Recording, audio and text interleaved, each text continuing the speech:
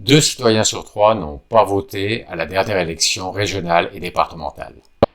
Alors c'est la stupeur sur les plateaux télé, mais c'est aussi la question de savoir est-ce qu'il y a un coup à jouer pour la présidentielle 2022, une stratégie abstentionniste pour la présidentielle 2022.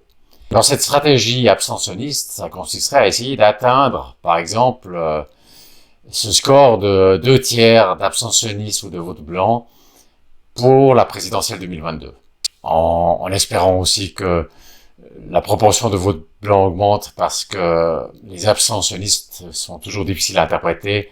C'est toujours facile dans une émission télé d'interviewer quelqu'un qui a préféré aller à la plage et de donner l'impression que les abstentionnistes ont simplement voté pour la plage et qui sont pas de problème majeur avec le système politique français actuel. Donc voilà les deux composantes de cette stratégie abstentionniste pour la présidentielle 2022, obtenir ce score de 2/3 et puis avec une bonne proportion de vote blanc.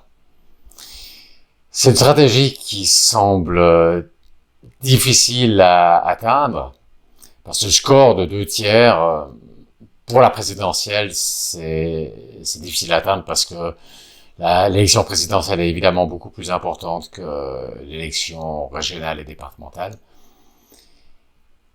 Mais il y a un autre problème encore plus profond, c'est que même si ce score était atteint, même si on avait 2 Français sur 3 qui ne votent pas à l'élection présidentielle, eh bien le gagnant aurait quand même deviendrait président et aurait juridiquement le pouvoir.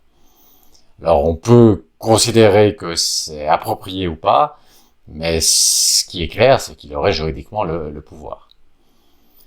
Donc en ne votant pas, on n'aurait pas vraiment empêché l'accession au pouvoir d'un président qu'on n'aimerait pas forcément. Alors on peut dire oui, il aurait juridiquement le pouvoir, mais moralement, s'il y a 2 Français sur 3 qui n'ont pas voté, moralement il n'aurait pas le pouvoir. Mais peu importe de savoir si moralement il aurait le pouvoir, juridiquement il l'aurait. À moins, diront certains, à moins que, vu que moralement il n'aurait quand même pas le pouvoir, ça serait l'occasion de faire une insurrection populaire. Le problème, c'est qu'avec une insurrection populaire, ça risque bien de tourner où c'est une minorité encore plus faible qui prend le pouvoir. Parce que même si vous avez 1 million de citoyens dans la rue, c'est quand même une petite proportion des citoyens. Et à la fin, si cette insurrection violente réussirait, ceux qui prendraient le pouvoir, c'est plutôt les meneurs de cette insurrection. Les autres, ben, ils ont voulu exprimer leur ras-le-bol, mais c'est pour ce qui est de savoir ce qu'il faut faire désormais, ça serait quand même les meneurs qui décideraient. Et donc vous vous trouverez dans une situation vraiment encore moins démocratique que maintenant, où c'est des gens absolument pas représentatifs qui décideraient. Et si on regarde l'histoire, on constate que ces insurrections violentes, ça, en fin de compte, ça ne bénéficie pas vraiment au peuple. Donc ça, c'est pas vraiment une solution. Et la question est, si ça c'est pas une solution, qu'est-ce qu'il y aurait d'autre qui serait une solution? Est-ce qu'il faudrait, ce qu'on entend de plus en plus dans différents milieux, il faudrait élire quelqu'un qui rende le pouvoir au peuple. Bon, rendre le pouvoir au peuple, c'est beaucoup dire parce que le peuple français n'a en fait jamais véritablement eu le pouvoir entre 2 élections. Mais ce serait rendre le pouvoir au sens du pouvoir qui lui appartient de droit dans une démocratie. Et là, il faudrait donc une candidature qui soit vraiment en rupture par rapport aux candidatures habituelles à la présidentielle. Et la candidature qui paraît le plus clairement en rupture et le plus clairement à même de rendre le pouvoir au peuple, c'est la candidature de Clara Hayère, qui vise uniquement à rendre le pouvoir par l'instauration du RIC constituant. Alors le RIC, vous savez, c'est le référendum d'initiative citoyenne, Et constituant, c'est le RIC qui permet de modifier la Constitution. Donc l'unique promesse en fait de Clara Heger, c'est de soumettre en référendum une proposition de modification de la Constitution qui instaure le RIC constituant et qui permettrait désormais au peuple de modifier la Constitution et notamment de fixer lui-même les règles du jeu politique. Donc là, c'est véritablement rendre le pouvoir au peuple. Et Clara Heger n'essaye pas, si elle était élue, elle n'exercerait pas le pouvoir. Donc, ce serait le Premier ministre issu de la majorité parlementaire qui découlerait des législatives qui exercerait le pouvoir. Et elle se trouverait un peu comme un président en situation de cohabitation. Elle n'exercerait pas le pouvoir. Donc, son objectif n'est pas du tout de profiter de cette situation un peu volatile qui existe actuellement en France pour acquérir pour elle-même ou pour elle-même et son parti le pouvoir et pour orienter la France dans la direction qui lui convient à elle. Mais c'est plutôt, et c'est véritablement et uniquement, de rendre le pouvoir au peuple. Et je crois que s'il y a une candidature comme ça, alors c'est difficile à comprendre pourquoi les gens s'abstiendraient. Le problème, c'est plutôt que cette candidature, elle risque bien de pas être au deuxième tour et même pas au premier tour d'ailleurs, parce que pour se trouver au premier tour, il faut d'abord réunir 500 signatures. Alors, il y a 3 points importants qui plaident en faveur de cette candidature de Clara Heger. C'est premièrement qu'elle vise uniquement à rendre le pouvoir au peuple et pas à l'exercer elle-même et pas à profiter de la situation pour orienter la France dans la direction qui lui convient à elle. Ça, c'est le premier point. Le deuxième point, c'est que c'est une méthode qui fonctionne. C'est-à-dire que, évidemment, il y a la difficulté d'être élu, mais au cas où elle serait élue, alors ensuite ça fonctionne, elle peut lancer ce référendum qui instaurerait le RIC constituant, et puis ensuite il y aurait ce RIC constituant, et véritablement le peuple aurait acquis le pouvoir de fixer les règles du jeu politique. Et le troisième point, c'est que c'est une promesse très crédible parce que, premièrement, c'est son unique promesse. Si on fait 36 promesses, c'est très facile de ne pas tenir une d'entre elles en noyant dans l'ensemble des promesses. Mais là, c'est son unique promesse. Donc, elle ne peut pas ne pas la tenir. Deuxièmement, elle s'engage sur des délais. Elle va lancer ce référendum dès son élection. Et troisièmement, elle s'engage sur un texte précis, c'est-à-dire qu'il y aura une proposition rédigée de modification de la Constitution qui instaure le RIC constituant, et c'est cette modification-là de la Constitution qu'elle soumettra en votation populaire. Donc, ça ne sera pas une promesse vague, mais sur un texte déjà rédigé et très précis. Vous pouvez voir une ébauche qui a déjà été très étudiée, très pensée, de cette modification de la Constitution. C'est en fait une modification de l'article 89 de la Constitution. Et vous pouvez voir ça sur le site d'Espoiric, dont vous trouvez le lien en description de cette vidéo.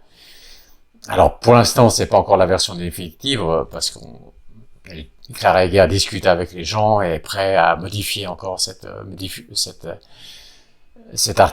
modification de l'article 89. Mais avant l'élection, ça sera fixé de façon définitive, et si elle est élue, c'est cette version définitive qu'elle soumettra en votation populaire. Et un point qui me paraît aussi très parlant pour ce qui est de son respect du peuple et de sa volonté à rendre le pouvoir au peuple, c'est non seulement elle propose pas tout un programme, mais juste le RIC constituant, mais elle aurait pu, au fond, avoir dans son programme non seulement le RIC constituant, mais aussi le RIC révocatoire, le RIC suspensif, vous savez, le RIC qui permet mettre le veto sur une loi récemment adoptée par le Parlement, ou bien aussi des RIC qui permettent de modifier des lois existantes. Il y a toute une série, au fond, de RIC. Le RIC constituant, c'est le plus important de tous parce qu'il touche la Constitution. Et avec le RIC constituant, on peut avoir tous les autres. Le peuple peut se donner tous les autres RIC qu'il souhaite. Mais là, Clara Heger a vraiment pris la clé qui ouvre la porte de la démocratie et elle a mis ce RIC constituant dans son programme, et uniquement ce RIC-là, parce que c'est pas vraiment à elle à décider s'il doit y avoir, par exemple, un RIC révocatoire qui permet de révoquer les élus. Il y a des discussions, tout le monde n'est pas d'accord sur la pertinence de ce RIC révocatoire, et puis de toute façon il y aura des discussions, même entre ceux qui sont d'accord, sur les modalités de ce RIC révocatoire, et ça, ça serait l'objet d'une autre discussion, si quelqu'un, une fois qu'il y a le RIC constituant, quelqu'un pourrait utiliser ce RIC constituant pour soumettre en votation populaire une proposition d'instauration du RIC révocatoire, et puis il y aurait le débat à ce moment sur ce RIC révocatoire. Et donc là, on voit la volonté de Clara Heger de ne pas décider simplement elle-même les choses. Alors, il y a, pour le RIC constituant, les choses sont relativement déjà bien fixées. Elles pourraient être modifiées par le peuple si le peuple veut modifier, par exemple, le nombre de signatures requises pour soumettre en votation populaire un RIC constituant est de 700 000 signatures. Si le peuple voulait changer ce nombre, il pourrait le changer en utilisant justement le RIC constituant. Mais ce RIC constituant, cet article 89 que propose Clara Heger, est assez précis pour qu'on puisse directement organiser un RIC constituant une fois qu'il est adopté, sans devoir avoir des points majeurs encore à fixer, comme justement ce nombre de signatures requis, qui est très important parce qu'il est trop élevé, ça revient à annuler l'effectivité du RIC constituant. Donc un grand respect du peuple de la part de Clara Heger, qui prend au fond le moins de décisions possible elle-même, mais donne au peuple la possibilité de décider, rend le pouvoir au peuple. Alors certains diront, bon, Clara Heger, j'ai jamais entendu parler de cette personne.